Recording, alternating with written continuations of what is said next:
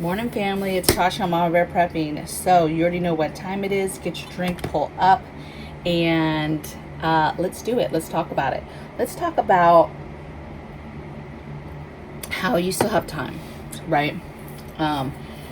There's two things that I want you to concentrate on right now, and that is being calm and still prepping, right? Continuing to do the things, but continuing to do those things in a way that keeps your mental health intact, right? A lot of anxiety, a lot of overwhelmness happening, a lot of despair almost, a lot of stress. The level of stress is through the roof for a lot of people right now because of things that are happening. And so I just want to talk about, hey, there's a few things. You still have time, baby, to get some things done. I don't know how much time you have, to be honest, because there's so many things happening, which we talk about all the time, and any day, right? All right, so let's talk about some things you can do. Still plenty of time to plant some food. I know a lot of people that start to, research and learn and read about growing food. You hear about 2 time frames a lot. You hear about cool weather crops. You hear about your warm weather.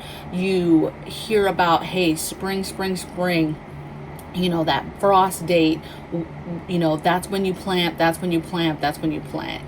that is true. And then there's a time towards the end of summer, beginning of fall, you plant, and then you have these basic 2 seasons. And kind of people that are new at gardening, that's kind of what you learn, but you still have time, even if you started in April or even May, or even February for some people, if you started seeds inside or whatever the case may be.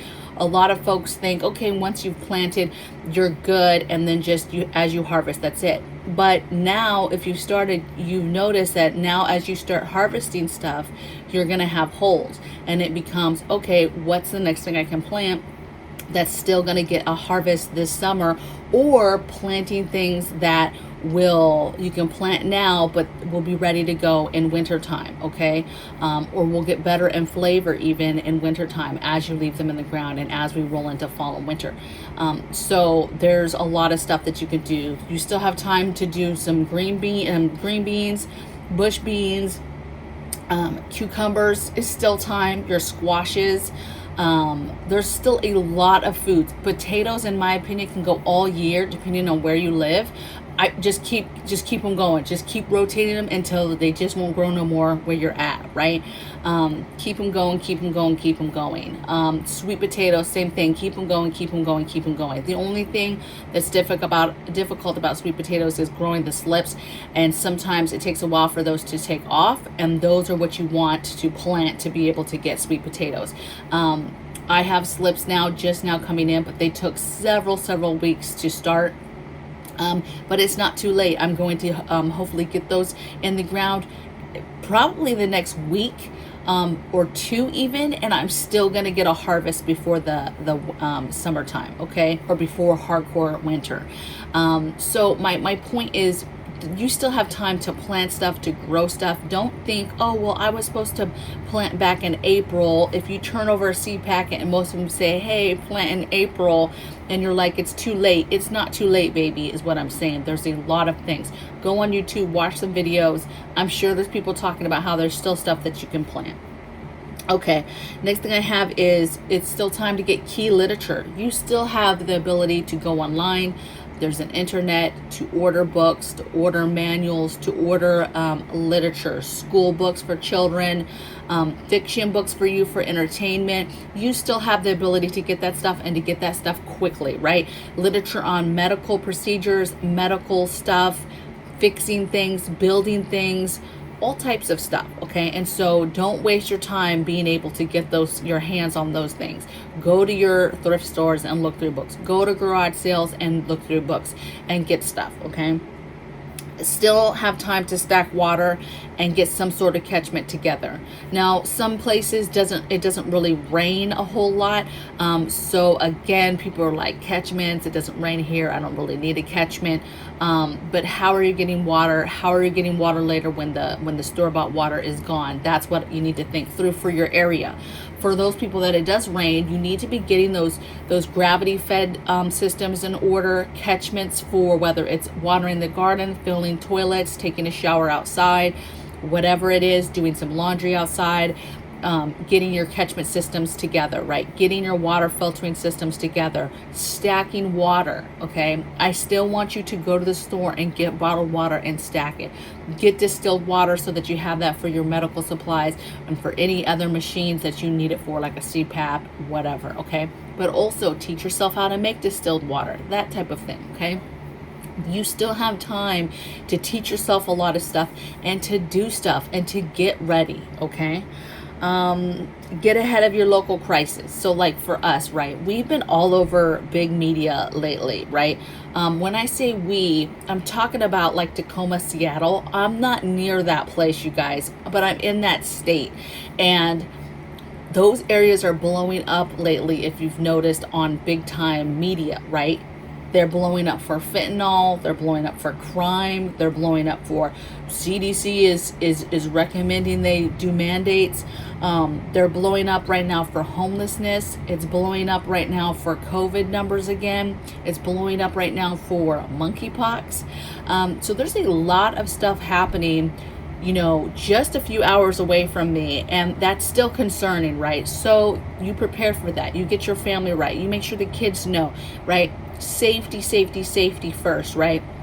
And what does that look like with our everyday stuff? Because people are unhinged, okay? People are quick to anger, quick to just freak out, and I think it's the stress, it's the anxiety of what's going on. They might not be somebody who prepares, but they're feeling the stress of, working and trying to fill the tank and trying to buy food, and they're feeling the stress of all of that stuff just like the rest of us.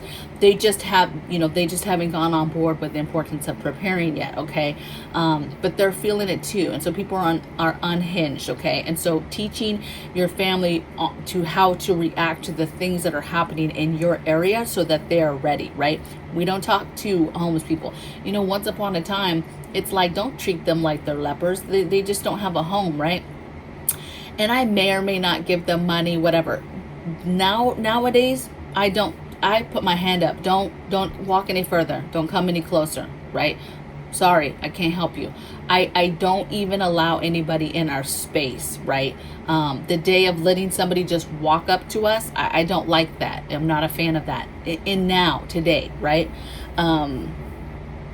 Build up your home pharmacies, right? I talked about I'm building up my little medical room. We call it the monkeypox room, just for fun, but building up this space that you could contain somebody could be separated from everybody if they needed to. It's where we keep all our medical supplies. It's where we keep medicines, vitamins, holistic stuff, whatever. But the plan will be, this is our home pharmacy area. Figure out what your home pharmacy area is. You don't have to have a room or a closet or an area. You should be thinking about where you would do this at if you had to set something up. But just having a cabinet that's dedicated to your medical supplies and your medical things, that's enough, right? Or a dresser. Go to a thrift store, pick up a dresser, throw it in the closet, and dedicate that dresser to just medical supplies, okay? One drawer could be vitamins, one drawer could be over-the-counter meds, one drawer could be your backup holistic options for your prescription meds and your ailments. One could be just extra medical supplies, suture kit, band-aids, Neosporin, that type of stuff. That's the type of stuff. Start small, but build upon it, okay? And that's the thing too, is you still have time that if you have things already, but for a fact that there's areas that you need to bolster up, you have time to bolster those areas up. That you're weak in a certain area, you have time to go do that. You barely have any bandages, go ahead and go do that stuff, right? Bolster that stuff up that for a fact you need to do. Fortification, defensive tools. I don't talk a lot about defensive tools, but I'm going to talk about it now. You need to be thinking about your defensive tools, getting them. Yes, you can get non-lethal stuff too, but right now I'm talking about lethal stuff. You need to get the stuff that goes inside them to use them. You need to train with them. You need to get to the range and practice. You need to practice. You need to get the gear. I have a lot of women that watch this channel. I have a lot of older women that watch this channel, right? Older than me, 60s, 70s, 80s. You need to get you some gear. I'm not saying get full-on tactical gear, mama, but I'm talking about there's a lot of stuff that you can get that's like a vest or a shirt that you slide on, and then you can put whatever over it, a flannel, a t-shirt, a shirt, a blouse. You can put a lot of stuff on, and so that when things get to a point where it's dangerous and you still have to go out to get groceries, or you have to go to work, or you're just at your home, right? And it's crazy and chaotic outside. You have something that you can slip on and put something over, and it's not going to be daunting and hold you down and feel like you're a Navy SEAL, right? When you have it on, but it will give you some sort of protection, okay? And then the defensive tools is important. Think about staging. Where is stuff staged in your house safely? Think about getting, there's wall safety locks that they mount on the wall, and you can have your defensive tools in those, and they're done by either biometrics, so you can do your fingerprint, or you can do, you know, a code to get into it, but they're mounted all over the house, and you can put your weapons in them. Long types, okay? Same thing. There's all types of fancy stuff, shelving units that look like shelves, and then they open up and you can take out a longer size defensive tool, okay? Without me saying, right? Think about defensive tools, think about non-lethal, lethal, think about staging, think about where's the stuff going to be at, and think about the stuff that needs to go inside of it, because we could get to a point where things are ramping up and you have mandates and you have different policies that come out stopping you from getting things. We have some policies that have already changed in the state that I'm in, as far as the holders and how the size of those holders. To me, that stuff's not going to stop me. You just adjust, fire, literally, but you just adjust and you get the things you can get, right? Or you pay attention to when these policies are hitting, and you get what you need before the close of that policy starting and them saying, hey, here's the last day you can get stuff, which is what people did. People went out here like crazy and got the bigger holders, if you know what I'm talking about, before they were about to be legal as far as purchasing them, okay?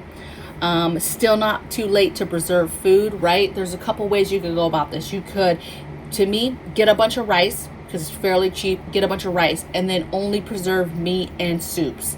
Pressure can meats and soups like crazy, and then boom, you've got a meal. If you do soups, then you've got a meal, because you've usually got a meat, a carb, and a vegetable. Or just make it a meat and vegetables, and then you can pour that over rice, or just do meats only by themselves, or soups, okay?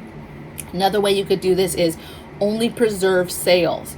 Go out, see what the sales are, whatever's on sale, that's what you preserve. Obviously something that you guys eat though, not just preserving to preserve, but find the sales, and whatever's on sale, that's what you preserve. That is what dictates what you're going to preserve for the week as far as your projects, okay?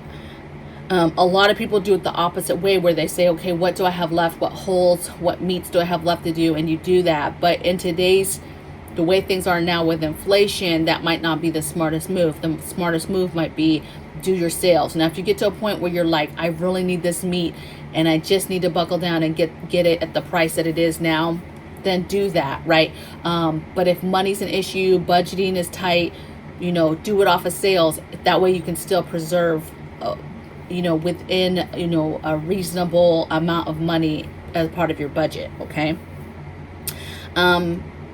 You still have time to save money, move money, spend the money, get money options, right? If you're a gold, silver, that type of person. I've never been a gold, silver person. To me, what is more valuable is skills, skill sets, trades, knowing how to do things, to me is more important for the aspect of bartering, okay? That goes far, and I can take that on my back. I can take that anywhere with me, right? If I lose everything, I still have that. Some people, they just do bartering only, so they do prep bartering type items. I would venture that a lot of stuff that you prep is a bartering type option. You know, it's not a bartering item until somebody needs it, and then it's a bartering item, right? So anything really could be a bartering item if it comes to the point where it's something that somebody needs, okay, and wants. So money moves, getting cash, having cash, spending money, taking money out of stuff. If you're trying to do any kind of refis or loans or anything that you're trying to do right now that has to do with a bank and institution, now's the time to do it. If you were going to do that, I'm not saying to do that. I'm not saying to go out and pull out loans and pull out your, retirement money and all that stuff. I'm not telling you to do that, but I'm telling you that if you have plans to do some moves that have to do with money, now might be the time to do that. And the next thing I have is it's still time. You can get a small solar generator, right? Nothing fancy, nothing that's like a Generac that's going to run your whole house and you'll have power and all this stuff. But something simple that can run your fridge and freezer combo, right? That can make you feel better about that. That can run a rice cooker. That maybe can run a fan, at night. Or maybe can run a CPAP machine. Or maybe just a string of Christmas lights. Whatever, right? Doesn't have to be extreme. You would be surprised that in a time of crisis, having very simple things like that for peace of mind will be very helpful. Even if you just use that to charge your phone and have a string of lights in the living room where you guys were hanging out at, that's a lot, okay? And so think about those things. You still have time to get some things done. People will argue it's too late. It's too late. It's too late. I don't care what you do now. It's not going to be enough. I would not listen to that. I would keep pushing forward. I would be calm. People who've been doing this, whether you've been doing this for a couple of days or, decades, a couple decades, be calm, okay? Be chill, because things are happening every day around the world that could have consequences. Just even Japan's former PM, that's a huge deal depending on who takes credit for that. Japan is very, very chill. I spent a lot of years over there. It's very, very chill people, right? They try to stay out of the mix. They try to stay pretty chill and neutral with a lot of things. They stay chill until they're not chill though. Okay. And so it should be a concern depending on who takes credit for that. What happens next, okay? That could cause huge ripple effects of what is going to happen next and decisions that will be made, okay? So we'll see. That's still a whoa, woke up this morning to that, wow, that's a pretty big deal. And the man was loved, okay? So we'll see with time. I'd love to hear in your comments below things you're doing. What are you doing? Let's just have some nice, friendly comments, some nice, friendly dialogue of the things. What you're doing, stuff you're preserving, things you're still getting wrapped up, topping off, whatever, okay? And let's just be calm and chill and know we got this. We got this. We don't know when stuff's going to pop off, but we still have time, and we should feel blessed every day we get to wake up and still have time to get things done before it pops off, okay? So I will see you guys tomorrow on the next video. Take care. Bye.